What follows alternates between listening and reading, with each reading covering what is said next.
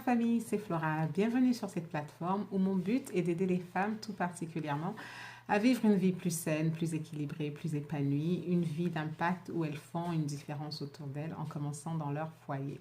Alors, si c'est la première fois que vous êtes sur ma chaîne, ben, abonnez-vous, comme ça vous aurez accès aux messages que je publie en général une fois par semaine, des fois un peu plus, sur la famille, le rôle de parents, les relations amoureuses, les relations familiales, le mariage, etc. Alors, encore une fois, un message que je traduis pour satisfaire ma famille francophone, à qui je fais un coucou en passant, en Afrique francophone, au Canada, en France, en Belgique. Coucou. Alors, le message d'aujourd'hui, c'est un message en deux parties. Il s'agit des activités à faire en couple sans se ruiner. Alors, pour commencer, en introduction, j'aimerais soulever 3 points. Le premier point, c'est que dans la vie de couple, c'est-à-dire quand on est marié, le temps qu'on passe entre conjoints, c'est-à-dire entre mari et femme, entre époux, sans les enfants, sans tout ça, c'est sacré ce temps-là.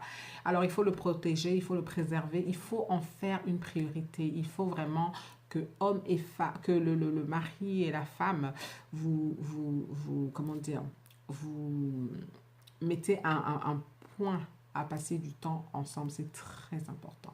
Ensuite, le deuxième point que j'aimerais, c'est ça qui va vous rapprocher, c'est ça qui va solidifier votre relation, c'est ça qui va solidifier votre amour et tout le reste. Ensuite, le deuxième point que j'aimerais faire, c'est que il faut justement dans ces moments-là, c'est pas tant l'activité qui compte en tant que telle.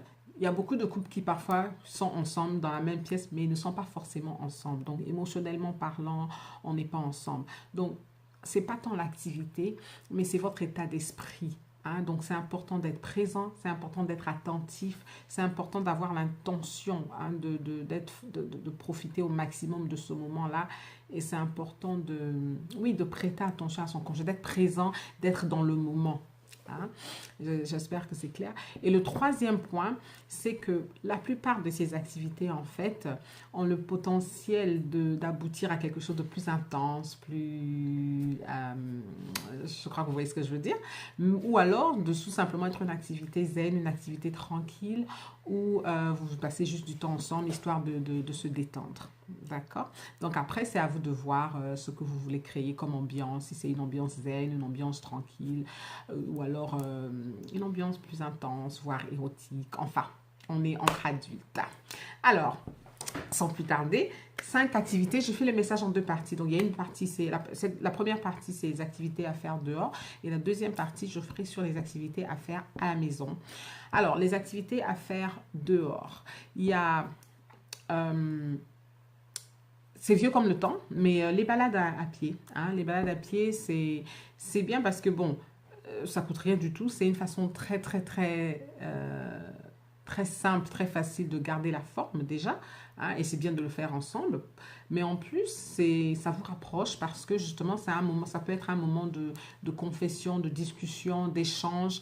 Et comme je disais tantôt, tant qu'on est présent, tant qu'on est décidé à en profiter, à être présent pour l'autre, à être attentif, on se tient la main, on discute, on écoute l'autre, ça vous rapproche. La deuxième activité, c'est aller à la gym. Alors, la différence, c'est qu'à la gym, vous n'aurez pas forcément l'opportunité de discuter comme pendant la balade à pied, parce que forcément, à la gym, c'est intense, vous êtes en train de bosser, mais ça peut quand même vous rapprocher dans le sens que vous êtes en train de faire quelque chose d'utile, quelque chose de bien pour vous deux, vous êtes en train de vous faire du bien tous les deux au même moment, et ça peut aussi vous rapprocher, sans compter que en allant à la gym et en revenant à la gym, vous avez toujours l'opportunité de parler, d'échanger, vous êtes ensemble. Donc il y a ça, et puis à la gym il y a aussi l'opportunité d'apprendre, l'un peut former l'autre, l'un peut aider l'autre, et ça aussi ça crée ça renforce les liens. La troisième activité à faire dehors, c'est les balades en voiture. J'adore les balades en voiture, et je remarque que même mes enfants maintenant aussi aiment bien les balades en voiture. Et une fois de plus, ça ne coûte pas grand-chose. Tout ce qu'il vous fait, c'est de la bonne musique à mon avis. Et puis la musique, ça dépend de l'ambiance que vous voulez créer une fois de plus. Ça peut être quelque chose de dynamique et tout. Ça peut être du jazz, ça peut être quelque chose de plus zen, plus tranquille, du jazz, de la soul, enfin bref, hein, selon vos goûts. Mais vous créez l'ambiance que vous voulez.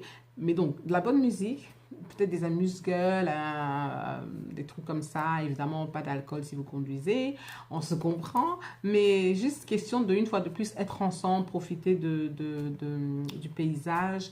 Et pourquoi pas s'arrêter quelque part, avoir une discussion pendant le trajet. Je crois beaucoup au contact physique. Hein? Donc, pendant le trajet, vous tenir par la main, mettez la main sur la cuisse de votre conjoint ou on se comprend. J'espère qu'on se comprend en tout cas. Alors, donc ça c'est pour les balades en voiture. Sans compter que les balades en voiture, ça peut aussi aboutir à un pique-nique, un petit pique-nique en voiture. Si on s'organise bien, si hein, c'est pourquoi pas. Alors, le quatrième truc, c'est un pique-nique. Hein, il n'y a rien de plus romantique qu'un pique-nique, même à la maison, hein, mais bon, dans son jardin ou au parc. Encore une fois, c'est pas obligé que ce soit des trucs extraordinaires, des amuse-gueules, à boire et tout. Et puis, on passe du temps ensemble. Encore une fois, c'est important surtout d'être présent, d'en profiter au maximum, de profiter de votre conjoint et puis de profiter de ce moment-là, de cette opportunité-là.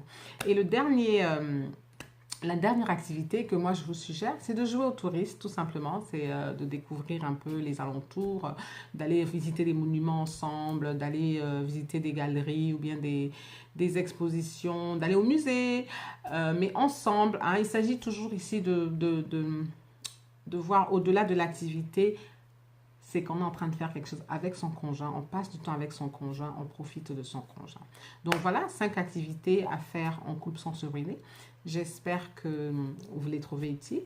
Partagez, dites-moi, suggérez-nous aussi ce que vous faites en couple, des idées, des plans bien que vous avez hein, pour passer du temps en couple.